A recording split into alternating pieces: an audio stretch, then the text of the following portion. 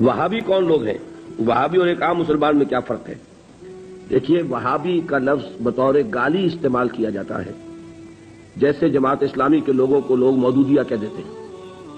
تو اول تو یہ لفظ کسی شکل میں بھی زبان پہ نہیں لانا چاہیے، کبھی استعارتاً کسی شخص کو معین کر کے نہیں کہنا چاہیے کہ وہ وہابی ہے۔ یہ وہ یعنی توہین ہے جس سے کہ اللہ تعالیٰ نے روکا ہے۔ لیکن وہ کون لوگ ہیں جنہیں وہابی کہا جاتا ہے؟ نجد میں آج سے تقریباً 250 سال پہلے ایک شخصیت پیدا ہوئی، محمد ابن عبد الوہاب۔ انہوں نے دین کی خدمت کی، دین کی اصلاح کا کام کیا، جو بھی مسلمانوں میں غلط چیزیں رائج تھیں، مشرکانہ اعتقادات، بدعات، ان کا قلع قبا کیا اور ایک تحریک شروع کی۔ اس کا پھر معاہدہ ہو گیا آل سعود کے ساتھ کہ آل سعود ایک ابھرتا ہوا قبیلہ تھا یہ، تو ان دونوں کا معاہدہ یہ ہو گیا کہ ہم مل جل کر کام کرتے ہیں، اگر حکومت کو ہم قائم کر لیں تو اس کی حکومت، اس کا انتظام جو ہے دنیاوی وہ آل سعود کے پاس رہے گا، اور اس کے دینی معاملات جو ہیں وہ آل شیخ کہلاتے ہیں، وہ اب شیخ محمد بن عبد الوہاب کے خاندان کے پاس۔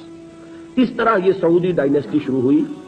پہلے نجد میں حکومت بنی، پھر انہوں نے حجاز کو بھی فتح کر دیا، تو حرمین شریفین بھی انہی کے زیر انتظام آ گئے۔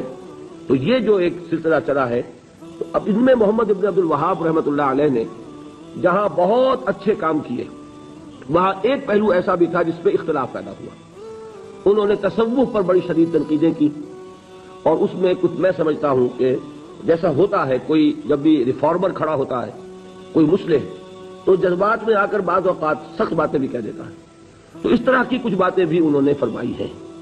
اس کا رد عمل ہندوستان میں خاص طور پر ہوا، اور انگریز نے وہاں پر جو شہیدین کی تحریک تھی، شاہ اسماعیل شہید اور سید احمد بریلوی رحمۃ اللہ علیہ، ان کی جو تحریک تھی، اس کو بدنام کرنے کے لیے یہ کہہ دیا کہ یہ انہی وہابیوں کے پیروکار ہیں، اور ہمارے ہاں بعض علماء نے پھر ان کی مخالفت اسی وجہ سے کی اور فتوے دیے ان کے خلاف۔ تو اب یہ لفظ جو ہمارے ہاں بریلوی مکتب فکر کہلاتا ہے، اس کی سب سے بڑے گالی ہے جو وہ دے دیتا ہے۔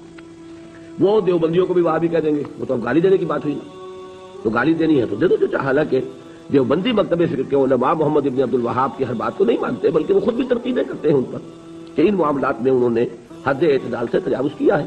میں اس وقت فیصلہ نہیں کر رہا کون سی بات اور صحیح ہے یا نہیں ہے، میں صرف بات آپ کو بتا رہا ہوں کہ دیوبندی علماء کو بھی ان سے کچھ اختلافات ہیں۔ ہاں، ہمارے ہاں جو اہل حدیث حضرات ہیں وہ ان کے خیال سے کلیتاً جو ہے وہ متفق ہیں۔ اب ہمارے ہاں کیا ہوتا ہے کہ جس کو بھی بدنام کرنا ہو عوام کی نگاہوں میں، اسے کہہ دو وہابی ہے۔